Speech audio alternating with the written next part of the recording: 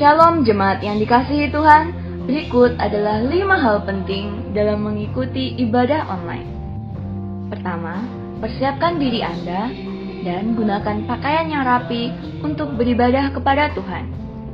Kedua, tentukan lokasi saat hendak mengikuti ibadah online. Ketiga, usahakan mengikuti ibadah online sampai selesai, kemudian baru melanjutkan aktivitas lainnya. Yang keempat, beribadahlah dengan sungguh-sungguh, terlibat aktif dalam berdoa dan memuji serta menyembah Tuhan. Dan yang terakhir, catatlah firman Tuhan yang disampaikan sehingga dapat dibaca kembali agar mudah diingat dan dipraktekkan dalam kehidupan sehari-hari. Mari kita persiapkan diri kita untuk masuk dalam hadirat Tuhan. Selamat beribadah, Tuhan Yesus Kristus memberkati. Puji nama Tuhan, saudara, bersama seluruh imam yang melayani tempat ini ingin menyapa Bapak Ibu Sidang Jemaat sekalian. Shalom. Shalom. Selamat sore untuk kita semua. Selamat berjumpa kembali dalam ibadah pendalaman Alkitab kita.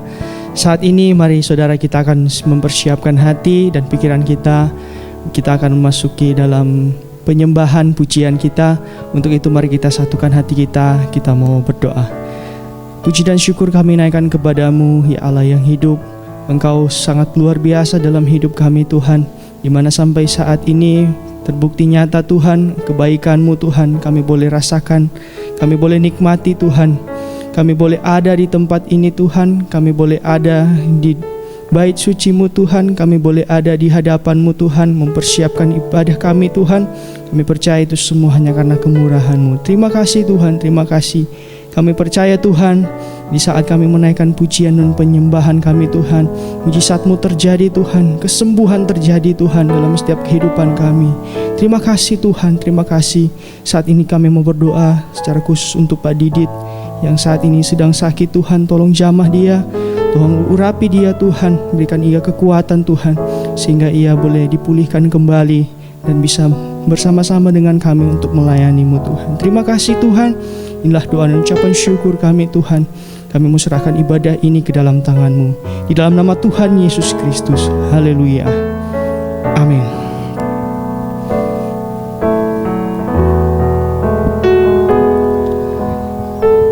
Terima kasih Tuhan. Engkau baik dalam hidup kami. Di hati-Mu terukir namaku, di mata-Mu terlukis wajahku, bukan karena kuat gagahku, namun hanya karena kemurahan-Mu. Meski terkadang aku terjatuh, tak pernah lelah Kau hampiriku, memelukku dengan cinta-Mu.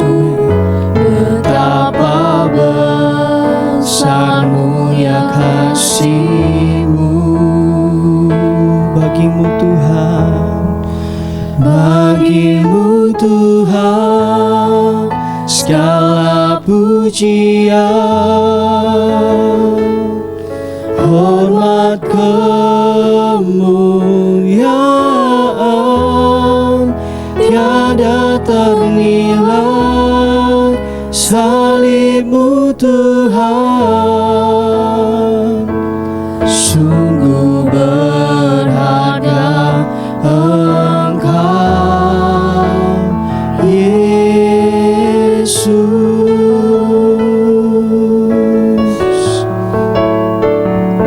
di hati-Mu terukir namaku, di mata-Mu terlukis wajahku, bukan karena kuat dan gagah kami,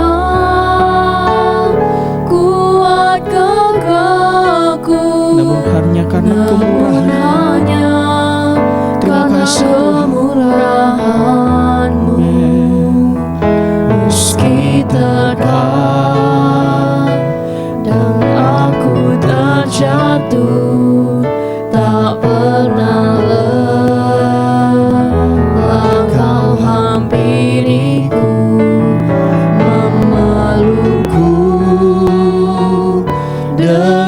cintamu, betapa besarmu ya kasihmu. Bagimu Tuhan segala pujian, hormat kemuliaan tiada ternilai. Salibmu Tuhan sungguh berharga, sungguh berharga Engkau. Bagimu Tuhan segala pujian, hormat kemuliaan tiada ternilai. Salibmu Tuhan sungguh berharga Engkau. Bagimu segala pujian kami, segala pujian, hormat kemuliaan tiada ternilai. Salibmu Tuhan, terima kasih Yesus.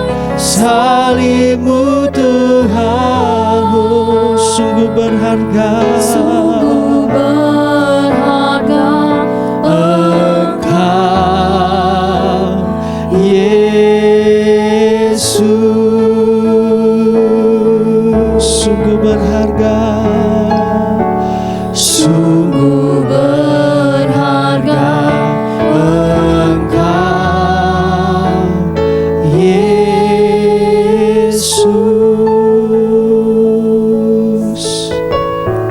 Haleluya Yesus. Sungguh berharga Engkau dalam hidup kami Tuhan, karena Engkau sumber kekuatan dalam hidup kami. Engkau yang mengerti Tuhan setiap hati kami Tuhan. Saat ini dalam keadaan seperti apapun Tuhan, kami mau tetap memuji-Mu, kami mau tetap menyembah-Mu Tuhan. Mari sama-sama kita mau angkat satu nyanyian. Kemanakah kami dapat pergi Tuhan, menjauhi roh-Mu Tuhan. Haleluya Yesus. Kemanakah aku dapat pergi, menjauhi roh-Mu yang suci, Kau sahabat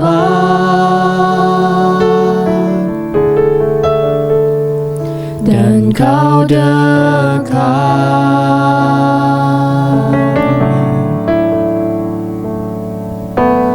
Bahkan seluruh pengabdianku tak bisa membalas kesetiaan-Mu, sungguh mulia dan berharga, sungguh besar, sungguh besar pengorbanan-Mu bagiku, terlalu dalam untuk dimengerti. Sungguh besar,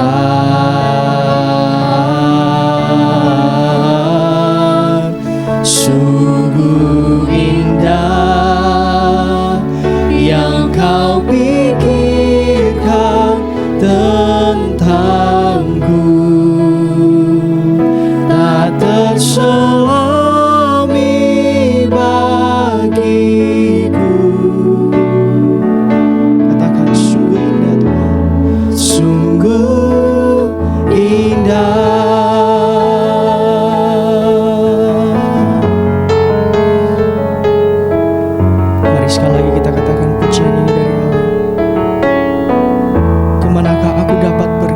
menjauhi roh-Mu Tuhan. Kemanakah aku dapat pergi, menjauhi roh-Mu yang suci, Kau sahabat,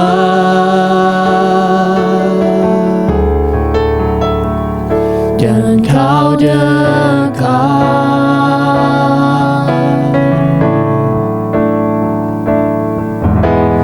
Bahkan seluruh pengabdianku tak bisa membalas kesetiaan-Mu, sungguh mulia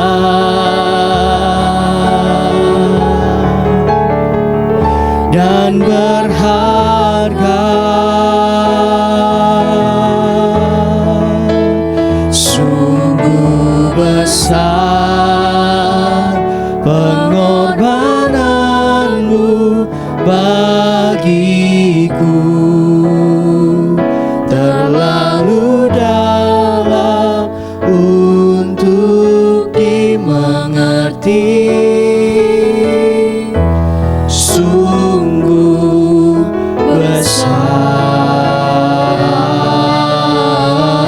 Sungguh indah Tuhan. sungguh indah yang Kau pikirkan tentangku, tak terselami bagiku. Sungguh indah, Sungguh besar, sungguh besar pengorbanan-Mu bagiku, terlalu dalam untuk dimengerti. Sungguh besar, sungguh indah, oh, yang Kau pikirkan tentangku. Terima kasih Tuhan. Tak terselami bagiku. Sungguh indah, sungguh indah, sungguh indah, sungguh indah.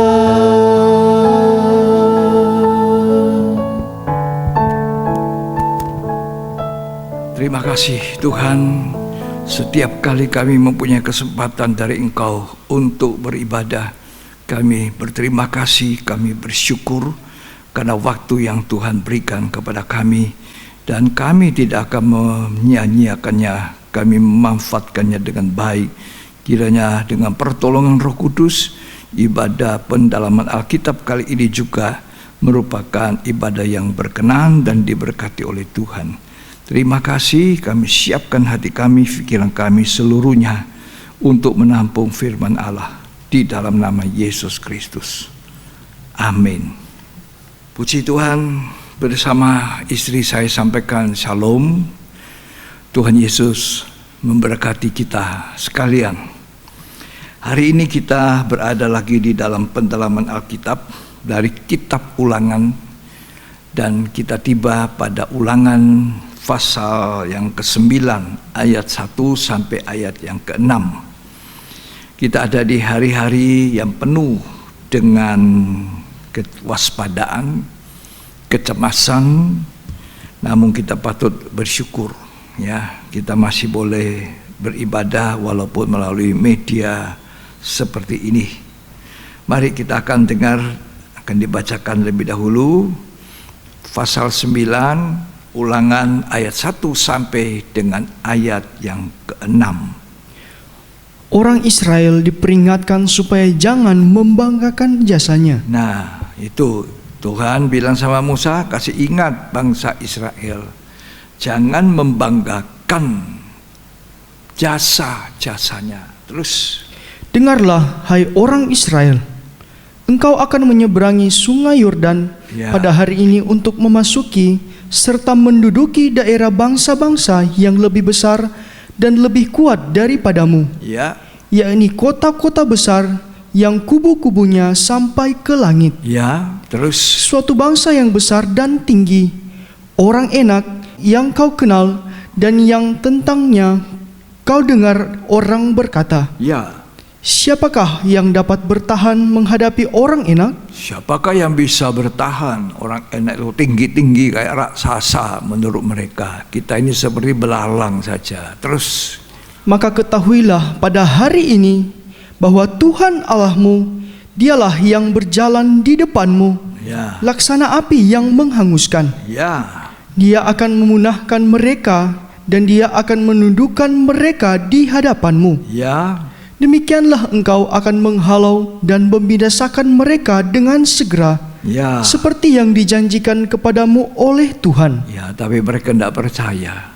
Tidak percaya sama Tuhan. Terus, Janganlah engkau berkata dalam hatimu, apabila Tuhan Allahmu telah mengusir mereka dari hadapanmu, ya, karena jasa-jasakulah Tuhan membawa aku masuk menduduki negeri ini. seringkali kita sadar atau tidak, kita merasa karena kita telah melakukan ini, kita baik, kita layak. Nah, semua ini karena saya yang baik. Jadi Tuhan berkemurahan, Tuhan memberkati pekerjaan ini. Tidak seperti itu. Ya, Musa mengatakan pada bangsa Israel, jangan membanggakan jasa-jasamu. Terus, Padahal karena kefasikan bangsa-bangsa itulah ya, Tuhan menghalau mereka Ya. dari hadapanmu. Bukan karena jasa-jasamu bukan karena jasa-jasamu. atau karena kebenaran Nah, hatimu. Kita seringkali pikir karena kita ini benar, hati kita bagus, jadi Tuhan memberkati. Terus, Engkau masuk menduduki negeri mereka. ya, Tetapi karena kefasikan bangsa-bangsa itulah ya, Tuhan Allahmu menghalau mereka dari hadapanmu, ya, dan supaya Tuhan menepati janji yang diikrarkannya Ya. dengan sumpah kepada nenek moyangmu, Ya. yakni Abraham, Ishak dan Yakub. Sekali lagi di ayat 6 Tuhan ingatkan bukan jasa-jasamu. Terus, Jadi ketahuilah bahwa bukan karena jasa-jasamu Tuhan Allahmu memberikan kepadamu negeri yang baik itu untuk diduduki. bukan karena jasa-jasamu kata Tuhan, kamu menduduki negeri yang baik itu. Ya, dari pasal 9 ini ada dua hal yang pokok untuk didengar, untuk dipelajari. Yaitu pertama, peringatan kepada bangsa Israel untuk tidak menjadi bangga-bangga sombong bahwa karena mereka telah berbuat ini dan itu jasa-jasa mereka. Yang kedua, Tuhan juga melalui Musa meriwayatkan kembali tentang kemurtad dan di Horeb mereka murtad. Di sana mereka dengar firman Tuhan, tapi akhirnya mereka menyuruh Harun membuat anak lembu emas untuk disembah. Dua hal ini penting untuk kita pelajari, untuk melihat dari kehidupan bangsa Israel yang menjadi cermin untuk kita, supaya kita tidak meniru bangsa Israel ini. Ya, di ayat 4 dikatakan oleh Musa kepada mereka, jangan berkata dalam hatimu.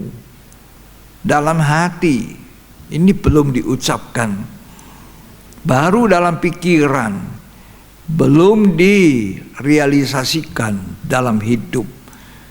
Itu sudah salah.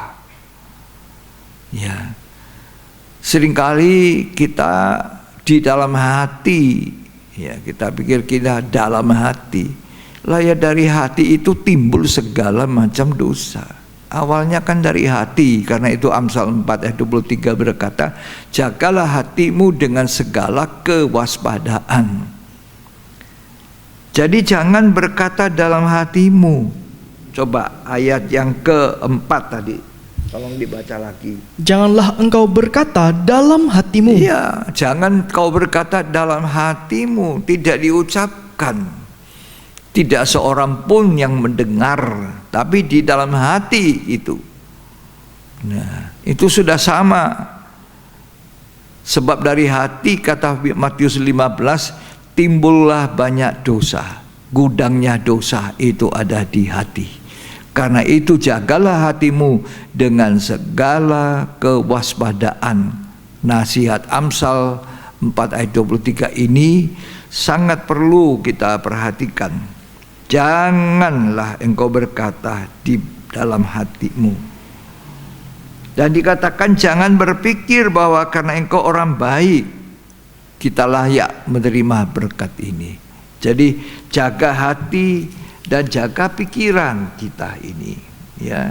Jangan kita berpikir bahwa karena kita orang yang baik, orang yang benar, layak untuk menerima berkat. Sesungguhnya kita semuanya tidak layak di hadapan Tuhan. Semua karena kebaikan Tuhan. Semua karena kemurahan Tuhan. Bukan karena kita ini ada alasan untuk Tuhan berkati, ada alasan untuk Tuhan pilih kita jadi bangsa kafir yang dipilih untuk masuk di dalam rencana Allah. Tidak. Semua semata-mata karena kebaikan Tuhan, bukan kita. Kita ini tidak layak, tidak betul, tidak ada satu pun yang betul. Jadi kita memanfaatkan pelajaran ini, peringatan Musa kepada bangsa Israel untuk kita hari-hari ini, supaya kita pun tidak merasa diri layak. Tidak layak kita. Jangan merasa diri kita baik dan lebih baik dari orang sehingga layak Tuhan memberkati kita. Musa ingatkan bangsa Israel, jangan berpikir seperti itu.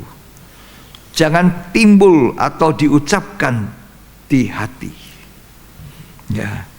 Bukan karena kita baik, bukan karena kita ada sesuatu, ya. Bukan karena kita berusaha untuk hidup kudus, walaupun kekudusan itu tuntutan Tuhan.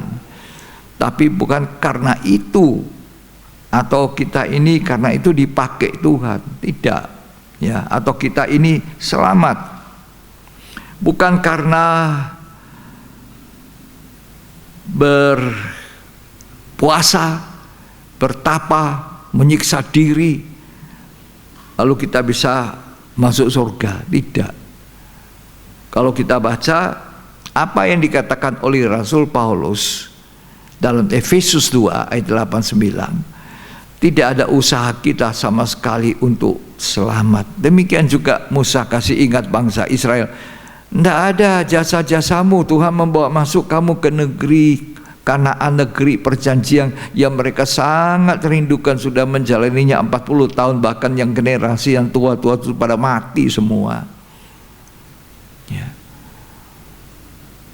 Rasul Paulus ingatkan kita di zaman ini gereja bahwa bukan hasil usaha kita sampai kita punya kesempatan, ya, masuk di dalam surga. Mari Efesus 2 ayat 8 dan 9. Sebab karena kasih karunia. Nah, semua karena kasih karunia, kemurahan Tuhan, murah hatinya Tuhan. Terus, kamu diselamatkan oleh iman. oleh iman Itu kita bukan selamat. Bukan apa? hasil usahamu. Kita tidak berusaha ini, bertapa, ya, berpuasa, berbuat baik. Perbuatan baik tidak menyelamatkan kita. Iman kita yang menyelamatkan kita, percaya. Tapi sesudah kita diselamatkan, kita harus berbuat baik. Tapi bukan berbuat baik itu yang menyelamatkan kita, tidak.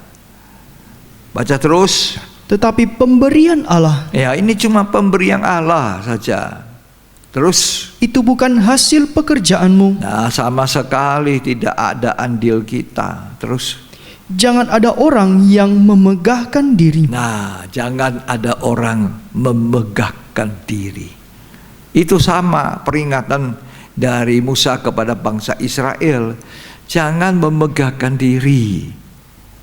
Jangan merasa jasamu lah yang membuat engkau masuk menduduki Kanaan. Tidak.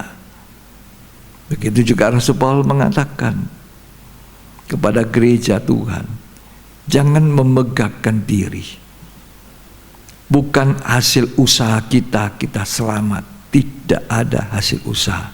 Orang yang dipaku di atas kayu salib, yang bersama Kristus Tuhan kita, apa jasanya? Sampai Tuhan berkata, hari ini kamu bersama aku di Firdaus. Apa jasanya? Tidak ada.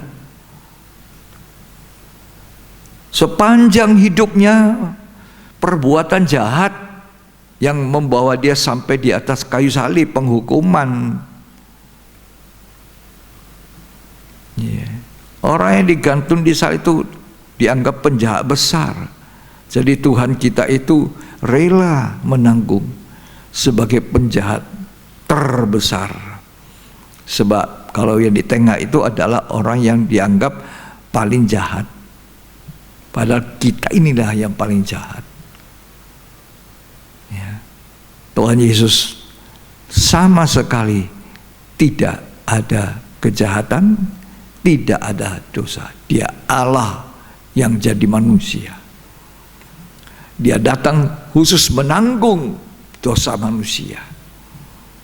Nah, kalau saya cerita orang yang dikatakan sama Tuhan, bangsa orang yang di sebelah kanannya Tuhan, hari ini kamu bersama aku di Firdaus. Apa jasanya dia? Tidak ada jasa. Apakah memberi persembahan, persepuluhan? Tidak. Apakah karena mereka memberi persembahan? Tidak. Mungkin merampok, mencuri lagi. Nggak ada jasanya.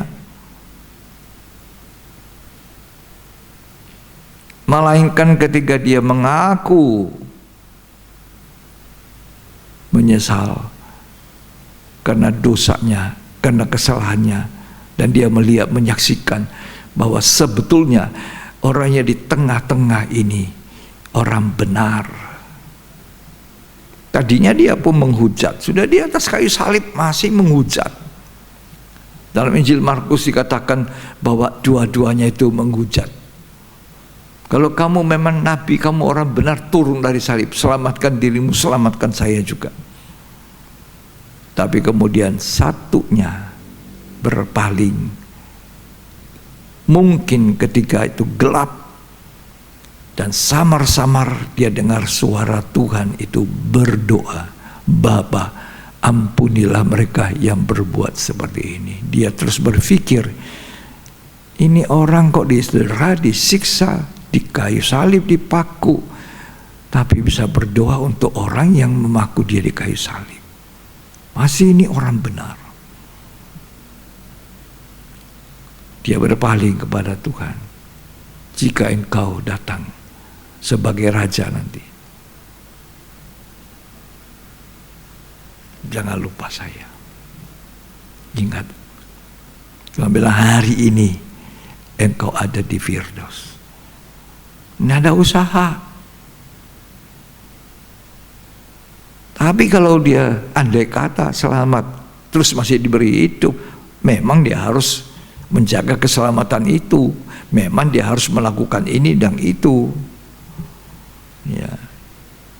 Apa kewajibannya di dalam firman Tuhan? Dia harus lakukan sesudah selamat. Ya, sebab iman tanpa perbuatan imannya mati, kata Tuhan. Ya. Nah, Rasul Paul mengatakan tadi dalam Efesus, jangan memegahkan diri. Itu sama Musa mengatakan pada bangsa Israel, jangan membanggakan jasa.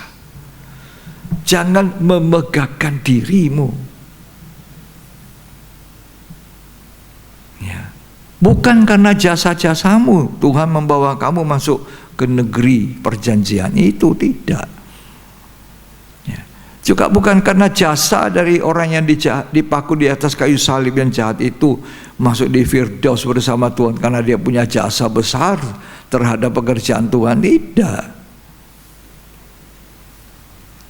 Itulah kasih karunia, kemurahan Tuhan. Makanya lewat pelajaran dari kitab Ulangan 9 ini, bukan jasa-jasamu harus menjadi peringatan buat kita, supaya kita semua berkata, siapakah aku di hadapan Tuhan? Siapa aku? Dan nyanyian, siapakah aku ini Tuhan? Jadi biji matamu, jadi biji mata Tuhan. Siapa kita? Rata-rata kita orang tidak benar, orang berdosa. Lalu hari ini kita bisa berkhotbah. Hari ini kita bisa melayani pekerjaan Tuhan. Hari ini kita disebut orang benar. Hari ini kita disebut orang kudusnya Tuhan. Apakah kita punya jasa? Tidak. Kita ditemukan Tuhan dalam keadaan dosa, dalam keadaan di dalam lumpur dosa itu. Itu kasih karunia, kemurahan Tuhan.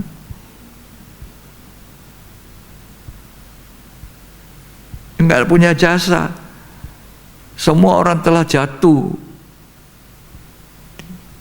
Roma 3 ayat 23 sampai 25. Karena semua orang telah berbuat dosa Semua orang sudah berbuat dosa dan telah kehilangan kemuliaan Allah. Semua sudah kehilangan kemuliaan Allah oleh karena ketidaktaatan Adam, maka semua orang telah turut ngambil bagian dalam dosanya. Terus, dan oleh kasih karunia tapi kasih karunia semata-mata telah dibenarkan dengan cuma-cuma. Cuma-cuma, gratis, nggak ada usaha kita, nggak ada andil, nggak ada sahamnya di situ. Terus, Karena penebusan dalam Kristus Yesus. ya, terus Kristus Yesus telah ditentukan Allah menjadi jalan pendamaian karena iman iya, dalam darahnya. iya. Jadi Kristuslah itu yang punya jasa besar. Kepada Kristus inilah yang kita harus junjung tinggi sepanjang hidup kita. Kita ini bukan apa-apa kalau tidak ada Yesus Kristus. Bukan apa-apa kita. Semua telah kehilangan kemuliaan, jatuh semua dalam dosa. Ya, kalau bukan karena Tuhan Yesus mati di kayu salib dan oleh darahnya itu kita dibenarkan dengan cuma-cuma, gratis. Tidak ada upaya kita, tidak bayar. Masuk surga mau bayar pakai uang berapa? Tidak ada, saudara. Ya. Bahkan dikatakan upahnya dosa itu apa? Maut. Maut. Upah dosa itu maut, mati. Jadi dulu kita mati dalam dosa, kita mati menuju kepada maut. Terus sekarang kita dihidupkan oleh Tuhan. Oleh karena kasih karunia, cuma-cuma. Nggak ada jasa kita. Karena itu kita tidak boleh membanggakan. Seberapa besar pun kita dipakai Tuhan, diberi karunia-karunia oleh Tuhan, tidak boleh kita katakan karena saya ada. Kalau saya tidak ada, semua pekerjaan Tuhan tidak jadi. Siapa bilang?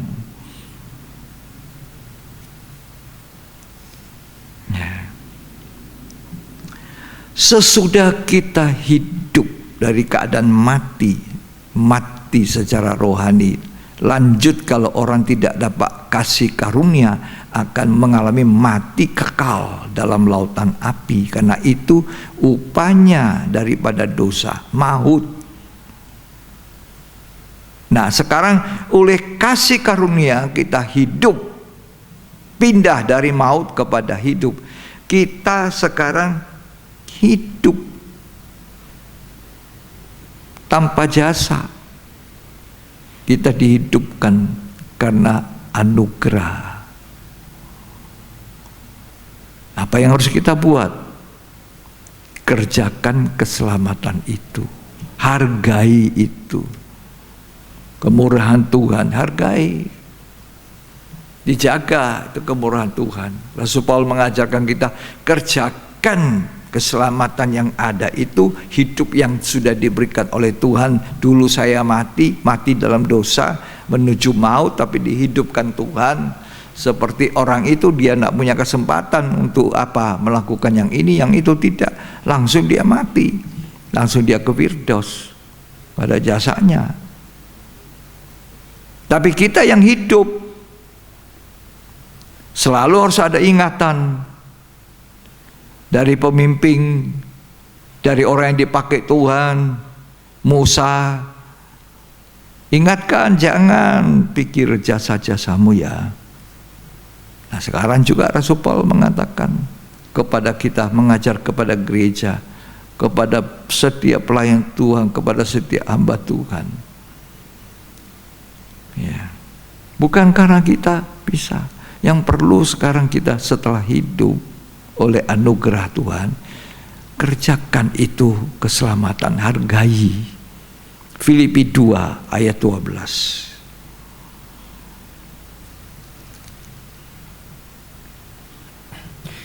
Hai saudara-saudaraku yang kekasih, Ya, kamu senantiasa taat. senantiasa taat. Ini yang penting. Sesudah kita percaya harus senantiasa taat. Senantiasa itu bukan hari ini taat, besok tidak. Lusa taat, lusanya lagi tidak. Senantiasa itu terus menerus taat, terus menerus taat, terus menerus taat. Itulah orang yang mengerjakan keselamatannya. Terus, karena itu tetaplah kerjakan keselamatanmu kerjakan keselamatanmu dengan takut dan gentar. dengan takut dan dengan gentar. Terus, Bukan saja seperti waktu aku masih hadir, ya, tetapi terlebih pula sekarang waktu aku tidak hadir. Rasul Paulus mengajarkan jemaat di Filipi seperti itu karena Rasul Paulus ini dia mengalami. Rasul Paulus berkata, oleh kasih karunia aku ini orang yang paling berdosa, aku diselamatkan. Rasul Paulus mengatakan hanya karena kasih karunia. Jadi dia sangat menjaga kasih karunia itu, dihargai. Tidak ada kebanggaan saya kalau hari ini menurut Rasul Paulus saya dipakai Tuhan. Bukan karena saya hebat, tidak. Karena kasih karunia aku ada sebagaimana aku ada. 1 Korintus 15 ayat 10.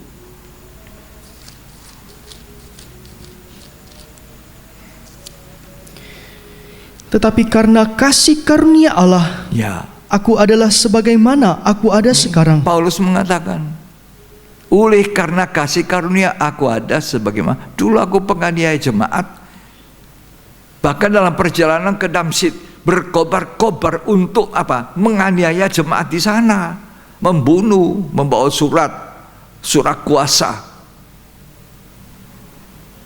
dari pejabat untuk membunuh orang-orang yang ikut di jalan Tuhan. Tapi aneh, orang yang seperti ini dicegak Tuhan di tengah jalan. Selalu siapa yang kau aniaya? Siapa engkau Tuhan? Akulah yang kamu aniaya. Itulah saatnya dia mendapatkan kemurahan Tuhan. Sementara menuju berbuat dosa.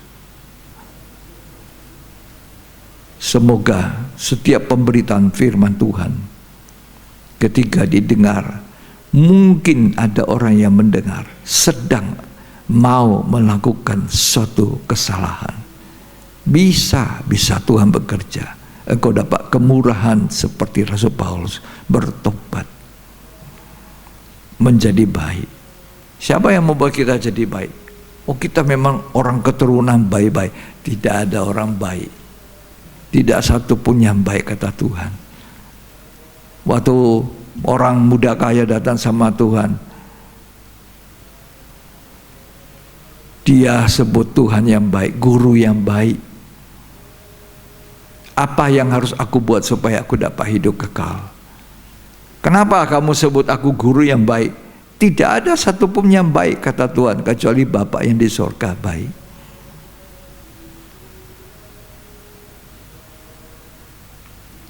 Nggak ada orang yang bisa klaim dirinya baik.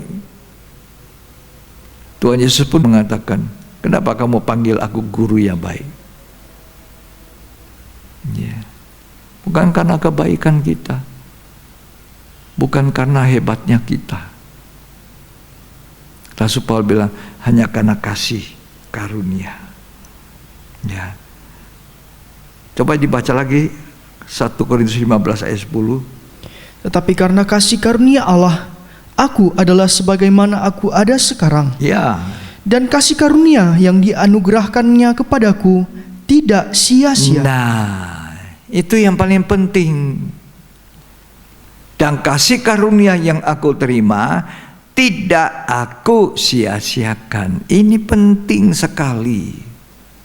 Setelah kita ditemukan dalam keadaan dosa, dalam keadaan lumpur dosa itu, dibersihkan oleh darah Kristus, kita jadi orang benar. Yang sesudah inilah kita jangan menyanyiakan kemurahan ini, kasih karunia ini. Itu yang Rasul Paulus tidak mau sia-siakan. Dia menjaga keselamatan, dia menjaga hidupnya, dia menguduskan hidupnya. Nah, itu di sisi upaya kita supaya menghargai kasih karunia. Tapi kasih karunia itu bukan karena jasa kita, tidak. Tapi pemberian Tuhan ini dihargai sedemikian rupa sehingga Rasul Paulus mengatakan sama jemaat di Filipi itu tadi, ya, kerjakan keselamatan itu dengan takut dan gentar. Jaga. Karena kalau kita tidak menjaga, itu sangat berbahaya. Ada orang yang hidupnya kembali kepada dosa. Jadi perbuatan kebenarannya tidak diingat-ingat lagi. Makanya setiap seorang hamba Tuhan diangkat, dipilih untuk jadi gembala, itu pekerjaan tidak gampang, pekerjaan tidak mudah. Seorang gembala sendiri punya banyak kelemahan, punya banyak kekurangan. Tapi seperti Rasul Paulus mengatakan, aku mengerjakan keselamatan, aku menjaga. Bahkan Rasul Paulus mengatakan dalam 1 Korintus 9 ayat 27, aku melatih tubuhku. Ya, coba kita baca itu.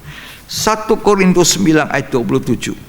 Tetapi aku melatih tubuhku, aku latih tubuhku ini, dan menguasainya seluruhnya. Ya, aku kuasai tubuh saya ini. Terus, supaya sesudah memberitakan Injil kepada orang lain, ya, jangan aku sendiri ditolak. Nah ini, supaya sesudah saya memberitakan Injil kepada orang lain, jangan saya sendiri ditolak. Jadi dia belajar mendisiplinkan dirinya. Dia menjaga sedemikian hidupnya. Dia kerjakan keselamatan itu menghargai. Tapi bukan karena ini dia masuk dalam kerajaan sorga, bukan karena ini dia dipakai Tuhan, tidak. Dipakai Tuhan, diselamatkan Rasul Paulus itu karena kasih karunia. Tadi kita sudah dengar saya katakan, sementara berjalan dengan maksud membunuh, Tuhan datang kepada dia. Sekarang setelah dia bertemu Tuhan, diubah, Tuhan pakai hidupnya, dia mengajarkan kepada jemaat-jemaat. Sesudah aku memberitakan Injil, aku jangan sendiri ditolak. Itu sebabnya dia menjaga, dia begitu menghargai kasih karunia. Dan jangan kita pikir kita sudah selamat, tidak usah dikerjakan keselamatan, tidak usah dijaga. Jaga. Sebab banyak orang hari ini baik, besok bisa sudah murtad, berbalik. Apalagi Tuhan sendiri berkata dalam Matius 24, nanti akhir zaman banyak orang murtad. Ibrani juga menjelaskan pada kita jangan berpaling. Ibrani pasal 11-12 juga mengatakan jangan kita mengundurkan diri. Nah ini, itu sebabnya kita butuh memang seorang gembala. Kerjaan gembala itu tidak ringan, sebab tanggung jawab. Jangan sampai kami memberitakan, kami juga sendiri ditolak. Nah itu kami juga harus mengerjakan keselamatan. Jadi tidak ada satupun kita yang berkuasa untuk mau selamat sendiri dengan usaha sendiri, tidak. Bukan jasa-jasaku, bukan jasa-jasamu. Surga dibuka. Jasanya Yesus Kristus. Kita tidak ada apa-apa tanpa Kristus. Tanpa Tuhan Yesus kita tidak ada apa-apa. Puji Tuhan. Itu sebabnya kita harus ingat selalu kasih-Nya Tuhan. Ingat selalu pengorbanannya Tuhan. Ingat selalu salib Tuhan. Berita salib tidak boleh lenyap. Jangan berita-berita lain menggantikan berita salib. Jangan berita tentang berkat kemakmuran segala macam pertolongan itu menggantikan berita salib. Salib sepanjang hidup kita harus dijunjung tinggi. Korban Kristus. Itu jasa dari Tuhan yang membuka pintu. Sudah genap, sudah lunas, sudah selesai. Tirai bait Allah robek.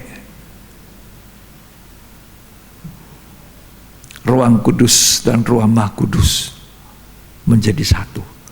Ibrani mengatakan dalam pasal 10, kita punya jalan baru melalui tabir.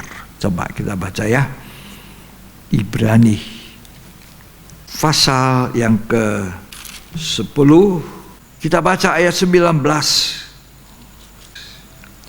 Jadi saudara-saudara, oleh darah Yesus, kita sekarang penuh keberanian dapat masuk ke dalam tempat kudus. Jasanya Tuhan, bukan jasa kita. Terus, Karena Ia telah membuka jalan yang baru jalan yang baru. dan yang hidup Ya. bagi kita melalui tabir, Ya. yaitu dirinya sendiri. Terus, Dan kita mempunyai seorang imam besar sebagai kepala rumah Allah. ayat 22. Karena itu, marilah kita menghadap Allah dengan hati yang tulus Ikhlas. Terus, dan keyakinan iman yang teguh. ya. Oleh karena hati kita telah dibersihkan dari hati nurani yang jahat, Ya, dan terus tubuh kita telah dibasuh dengan air dia yang buka murni. jalan baru. Jangan kita sia-siakan korbannya. Pengorbanan Kristus. Setelah kita dimerdekakan dari dosa, kita harus jadi hamba kebenaran, hamba Kristus, bukan lagi hamba dosa. Roma mengatakan jangan kita menyerahkan anggota tubuh kita untuk lagi berbuat dosa setelah kita dapat kemurahan. Sebab tidak ada jasa kita sama sekali. Kalau ada jasa kita, kita bisa berbuat semaunya. Tapi tidak ada jasa kita.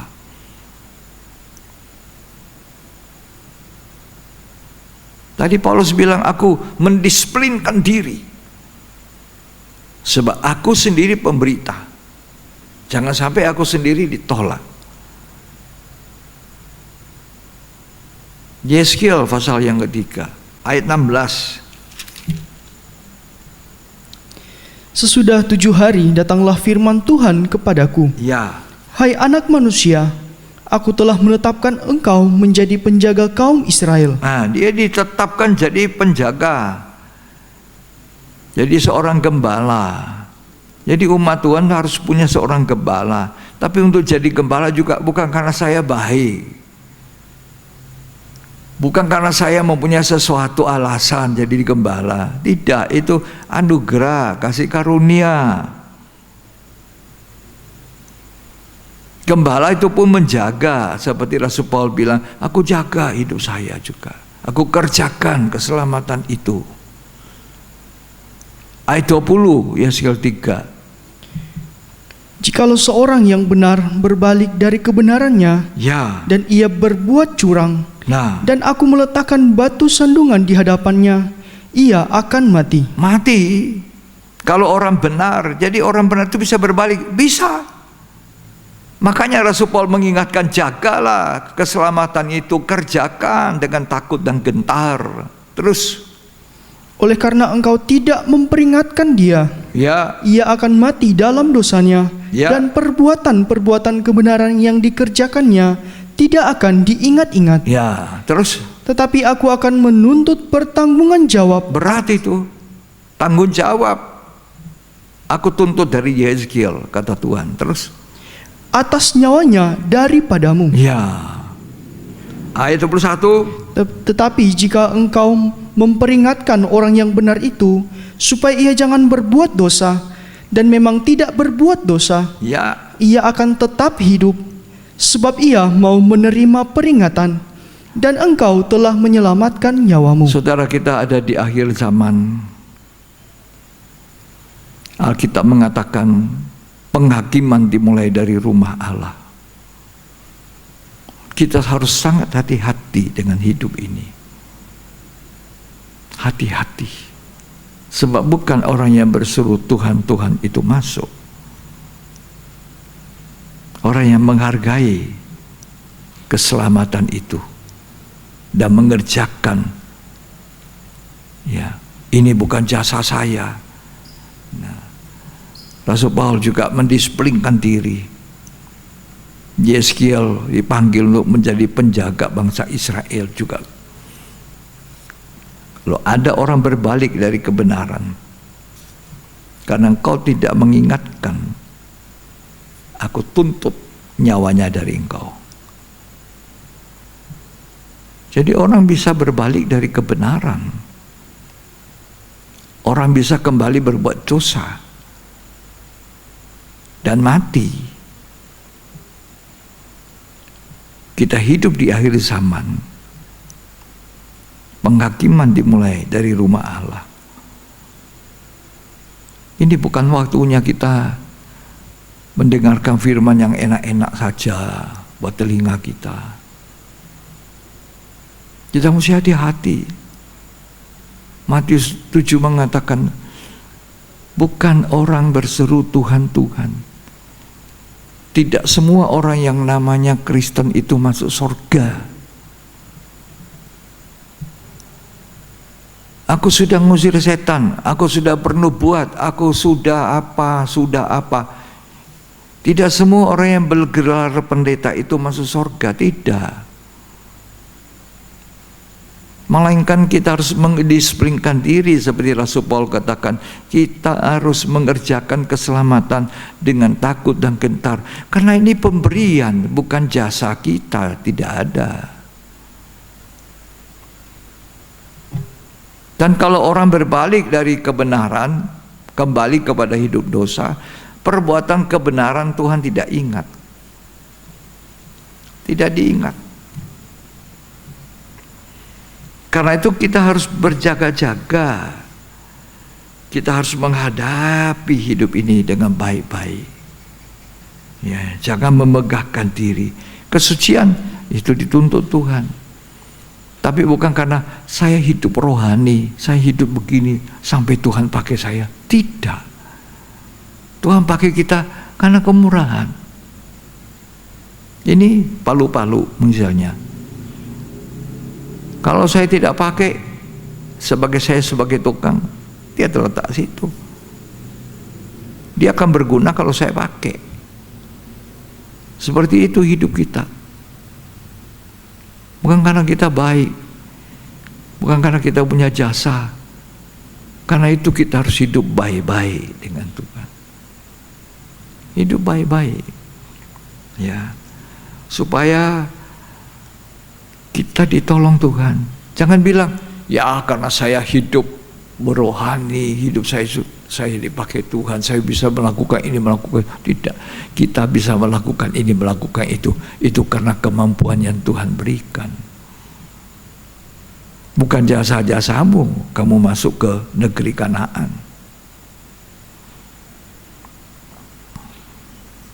Apa kata Tuhan ketika dia berkata, akulah pokok anggur yang benar, kamu itu cuma ranting-ranting yang melekat.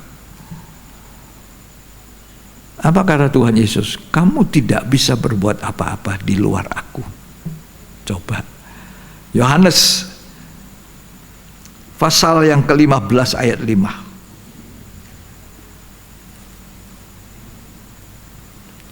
Akulah pokok anggur dan kamulah ranting-rantingnya. Ya. Barang siapa tinggal di dalam aku dan aku di dalam dia, Ya. ia berbuah banyak. Ya. Sebab di luar aku, kamu tidak dapat berbuat apa-apa. Ya. Di luar aku, kamu tidak bisa apa-apa. Apa yang mau dibanggakan?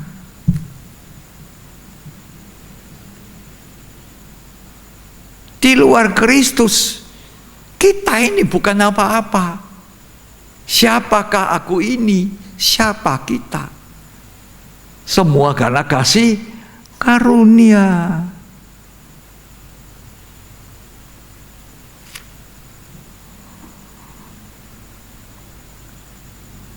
Hari-hari ini kita harus lebih banyak merendahkan hati. Saya ini bukan apa-apa, Tuhan. Nah, kerjakan itu keselamatan. Karena tidak semua orang yang namanya Kristen selamat. Tidak semua orang yang bergelar pendeta masuk surga. Ya, kamu hati-hati dengan keselamatan itu. Ya. Kembali kepada bangsa Israel. Memang mereka itu orang diistimewakan Tuhan dari segala bangsa, disebut umat apa? Pilihan. Umat pilihan ini bukan karena mereka merasa lebih baik dari orang lain, tidak. Itu kasih karunia, mengistimewakan, memang diistimewakan. Tapi mereka tidak boleh berkata, aku ini hebat karena aku ini. Aku jadi umat pilihan. Tidak. Faktanya memang begitu. Dispesialkan, diistimewakan oleh Tuhan sebagai bangsa pilihan. Tetapi mereka bukan apa-apa kalau bukan Tuhan. Mereka harus ingat, ini semua cuma karena kebaikan Tuhan. Coba kita, pernah saudara baca itu toh? Ayat bangsa pilihan ini seperti cara yang asli dalam pokok. Dipotong tidak? Dipotong. Kita ini yang bukan apa-apa dicangkok ke situ karena kemurahan. Kita lebih-lebih bukan apa-apa. Kalau yang asli saja tak dipotong, apalagi cuma nempel. Itulah kita. Bukan apa-apa, cuma dicangkok. Kemurahan Tuhan saja. Coba baca Roma 11 ayat 19 sampai 22. Jadi kita tidak boleh merasa kita lebih baik dari orang, kita lebih rohani, kita lebih layak. Itu bangsa Yahudi selalu merasa begitu. Kita ini keturunan Abraham, tidak pernah berbuat dosa. Sampai orang Farisi masuk di bait Allah, aku tidak sama seperti pemungut cukai itu. Sampai wanita Samaria juga kaget, loh ada orang Yahudi ngomong sama saya. Kan bangsa Yahudi tidak ngomong sama mereka, dianggap bahasa campuran. Mereka merasa diri layak, mereka rasa dirinya baik. Ya. Nah kita ini cuma dicangkok, jangan merasa seperti itu. Kadang ada rasa itu, hapuskan, lenyapkan dari pikiran. Semua karena kasih karunia anugerah Tuhan. Amin. Ya. Roma 11 ayat 19. Mungkin kamu akan berkata, ada cabang-cabang yang dipatahkan, Ya. supaya aku dicangkokkan di antaranya sebagai tunas. Ya. Baiklah, mereka dipatahkan karena ketidakpercayaan mereka. Iya, karena mereka tidak percaya. Jadi dipotong. Terus Dan kamu tegak tercacat karena iman. kita karena percaya dikasih masuk di situ tempatnya. Cuma lengket, tempelan, gampang dilepas. Hargai kemurahan Tuhan, bukan jasa kita. Nggak ada. Kalau kita nengok belakang hidupan kita yang lalu, bahkan sampai hari ini masih banyak yang tidak betul, yang kita merasa layak. Sekian. Ini ada satu ilustrasi, mungkin baik ya. Misalnya saya bersahabat dengan salah satu pejabat tinggi dari negara atau dari provinsi saya ini. Ada pejabat tinggi yang saya sangat kenal sebagai sahabat. Terus sahabat saya ini setiap kali ada momen tertentu, ada acara-acara penting, mungkin acara negara atau acara negara yang ada di provinsi, saya diundang hadir. Dapat kehormatan mengikuti. Tentu juga saya berpakaian yang mengikuti protokol upacara yang baik, layak. Jadi saya ada di sana, di tengah-tengah mereka mungkin pejabat, di tengah-tengah orang undangan istimewa, saya ada duduk di sana dengan pakaian yang bagus, sebagaimana diatur oleh protokoler. Lalu saya merasa istimewa, saya diistimewakan. Terus saya ini orang istimewa. Padahal bukan karena saya berpakaian jas yang hebat, yang bagus, yang mahal, saya mengikuti protokol upacara yang baik, saya ada di tengah-tengah para pejabat-pejabat, orang-orang penting, tamu-tamu agung di sana, mungkin tamu-tamu terhormat. Lalu saya merasa saya ini istimewa. Biru. Aku ada di situ karena ada siapa? Ada sahabatku itu. Karena ada seorang yang memungkinkan aku di sana. Ya. Jadi sebetulnya saya ini bukan orang apa-apa, bukan orang istimewa. Cuma ada karena seorang sahabat saya selalu dihadirkan di situ. Sama. Kita ini bukan apa-apa tanpa Kristus, tanpa Tuhan. Jangan kita merasa, karena saya istimewa, saya ada di dalam kerajaan surga. Karena saya istimewa, saya bisa melakukan ini dan melakukan itu. Tidak. Kita bukan karena kebaikan kita, bukan karena jasa kita. Saya ada di tengah-tengah pesta, di tengah-tengah acara, mungkin acara puncak kenegaraan. Saya ada di istana. Bukan karena saya, karena ada satu orang di situ yang undang saya.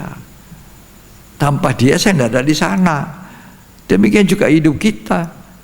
Tanpa Yesus Kristus kita bukan apa-apa.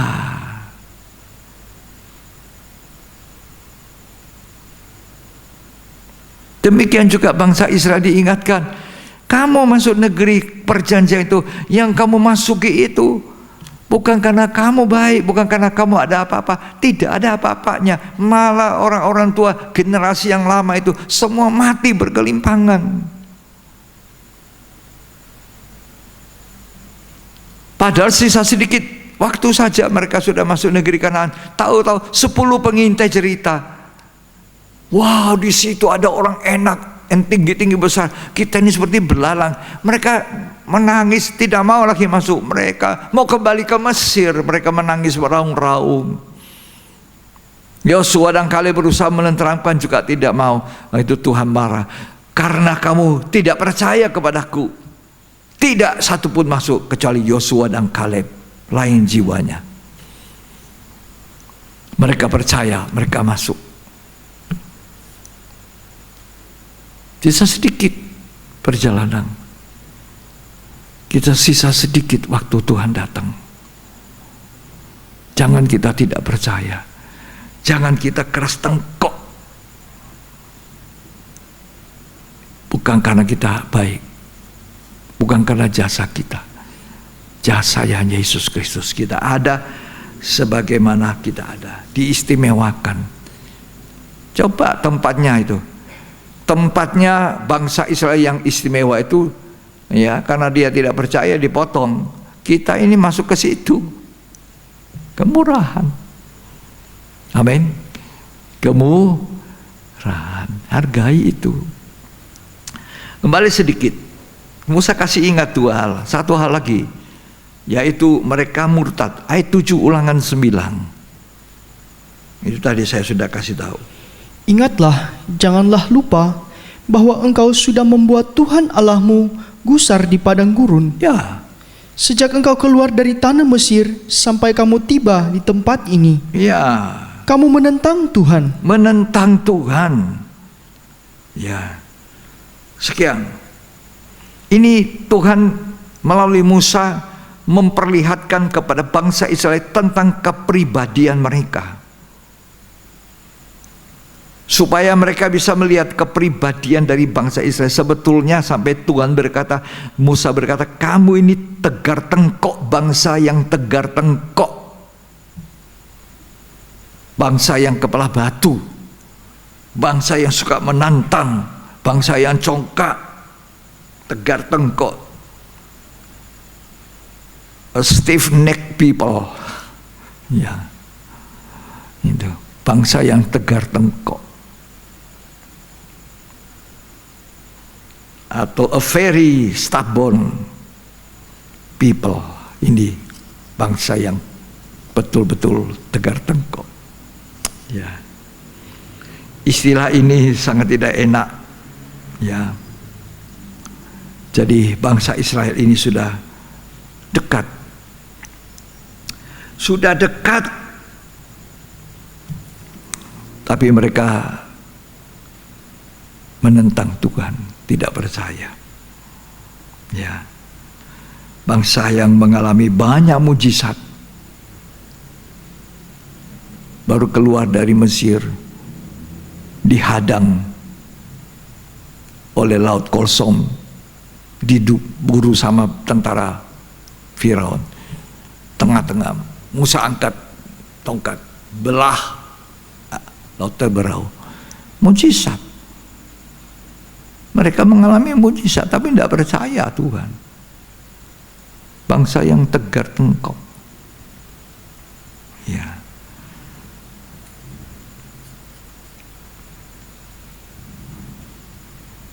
Di atas gunung Sinai, Tuhan kasih perintah, jangan ada ilah, jangan ada berhala lain selain aku.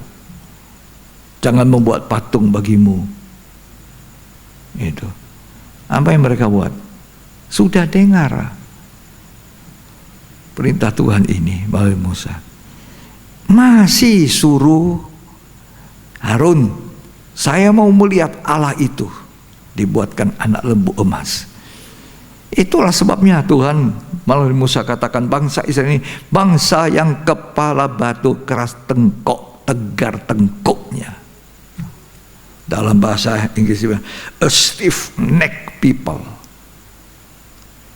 stiff neck people, bangsa yang tegar tengkok ini. Ya, mereka tidak percaya, mereka pasang Allah lain. Padahal Tuhan bilang jangan ada Allah lain. Tuhan memberi perintah kepada kita untuk berhati-hati, tidak membanggakan jasa, tapi juga tidak mengentengkan apa yang telah Tuhan buat dalam hidup kita, yang kita sebut anugerah. Ya, dan saudara, kita seperti bangsa Israel sudah dekat Kanaan. Mereka merindukan itu negeri perjanjian, tapi sudah hampir masuk. Dengar 10 pengintai, mereka jadi menentang Tuhan, tidak percaya, tidak masuk, mati semua, kecuali Yosua dan Kaleb. Kita berada di penghujung akhir zaman. Kejadian-kejadian yang terjadi di dunia kita ini menunjukkan bahwa sungguh kita sudah di perbatasan datangnya Tuhan Yesus kedua kali. Ya, seperti bangsa Israel, sisa sedikit masuk Kanaan. Jangan menentang Tuhan. Ya, Tuhan kasih ingat kepada kita, selalu kasih ingat. Kita sudah ada di sini. Apa kejadian dunia ini sekarang? Peristiwa-peristiwa sangat jelas dekat kisruhnya politik dunia. Gempa bumi terjadi di mana-mana.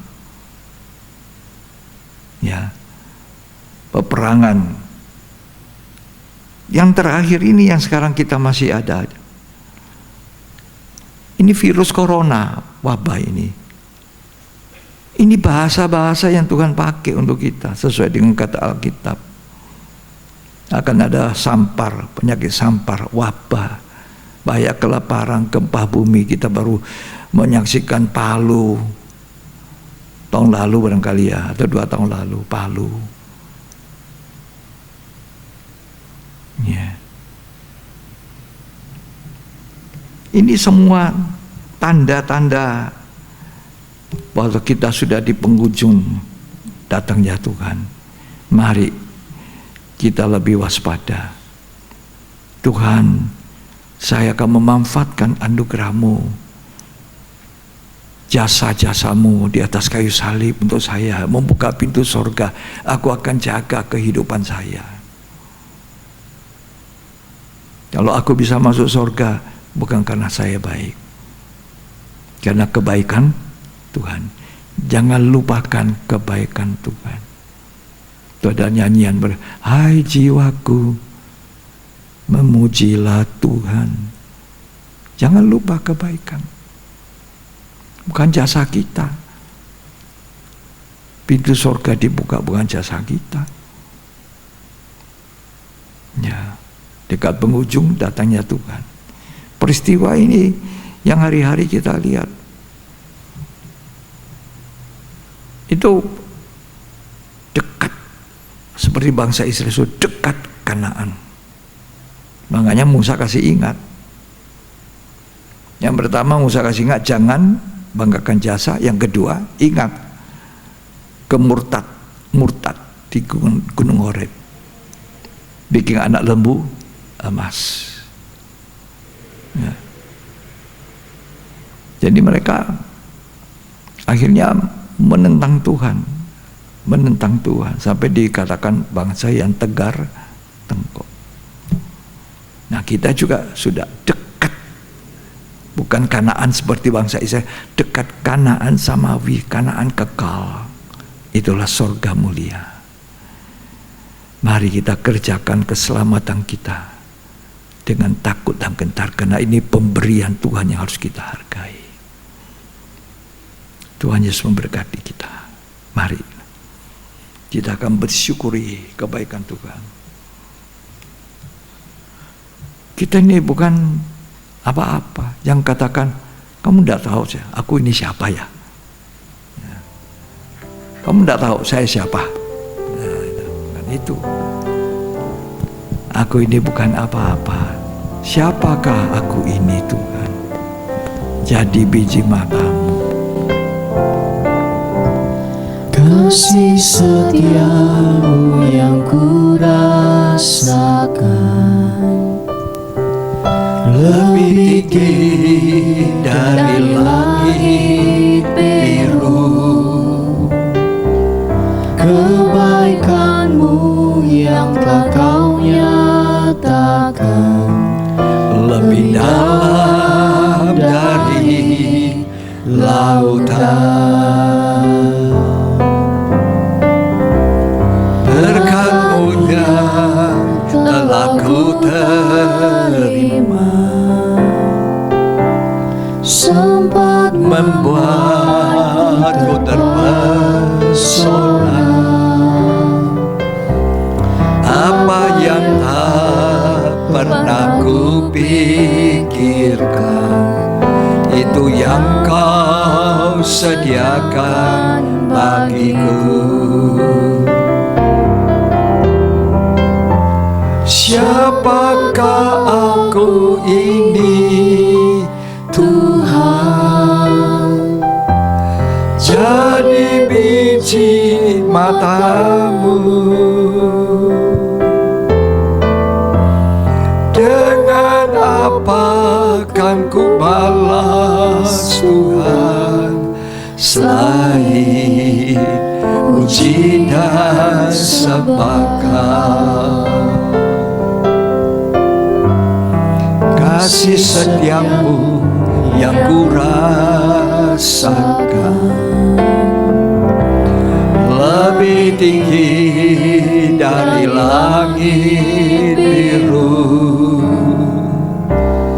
Kebaikan-Mu yang telah kau nyatakan lebih dalam dari lautan.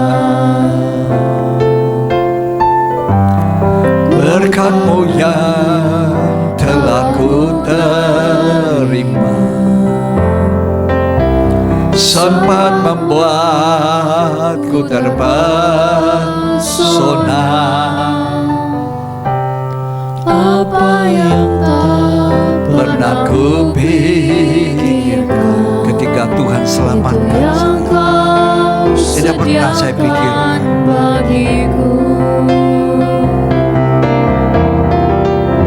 Siapakah aku ini, Tuhan? Jadi biji mata-Mu. Dengan apa kan ku balas Tuhan, selain puji dan sembah Kau. Siapakah aku? Siapakah aku ini? Jangan berkata, aku ini siapa ya? Jadi biji mata-Mu. Aku bisa jadi biji mata Tuhan. Siapakah saya? Hari ini Tuhan pakai hidup kita, bukan karena kita layak, bukan karena kita baik, karena kita tidak layak, hanya dilayakkan Tuhan. Siapakah aku ini, Tuhan? Jadi biji mata-Mu. Dengan apa kan ku balas Tuhan, selain puji dan sembah Kau. Siapakah aku? Mari kita angkat tangan kita, datang kepada Tuhan. Siapakah aku? Jadi biji mata Tuhan, dilindungi Tuhan, dijaga Tuhan. Dengan apakah ku balas? Hanya pujian dan sembah. Bukan karena jasa, bukan karena kebaikanku, bukan karena semua dari diriku. Aku selamat Aku dipakai, aku diberkati, aku dibukakan surga. Kalau kami merasakan diri kami istimewa, kebaikan Tuhan tak terukur, kasih Tuhan tak terukur. Kami bukan apa-apa Tuhan. Oh, kami hanya bisa menyembah Engkau Tuhan, bersyukur. Haleluya, haleluya. Kurabasa, setiap hari sampai hari ini kami harus melatih tubuh kami. Setiap hari kami harus mengendalikan hidup kami supaya tidak jatuh ke dalam dosa, tidak berbuat apa yang tidak berkenan kepada Tuhan. Haleluya, haleluya. Oh, Rabaya Rabasaka, Rabaya Rabasaka. Terima kasih Tuhan. Jangan kami membanggakan jasa kami, tapi karena Tuhan yang memberikan anugerah. Terpujilah Tuhan.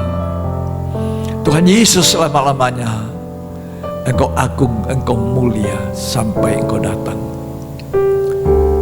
Terima kasih untuk anugerah-Mu dalam nama Yesus Kristus. Amin.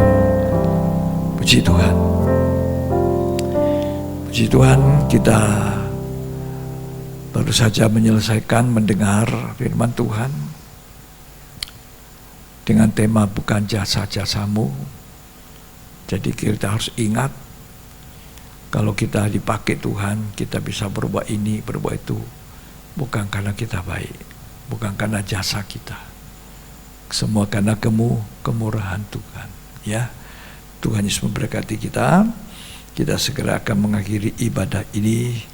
Lanjut saudara bisa mengikuti jadwal ibadah yang diumumkan, dan kita akan bertemu kembali di kesempatan yang berikut. Ya, kiranya berkat Tuhan dalam pemahaman Alkitab hari ini mengenai bukan jasa-jasamu dari Ulangan 9 itu akan menjadi berkat bagi kita. Semoga ini terus kita ingat, semua karena kemurahan Tuhan. Mari kita bangkit di tempat saudara di rumah. Mari kita bangkit berdiri, kita akhiri ibadah ini.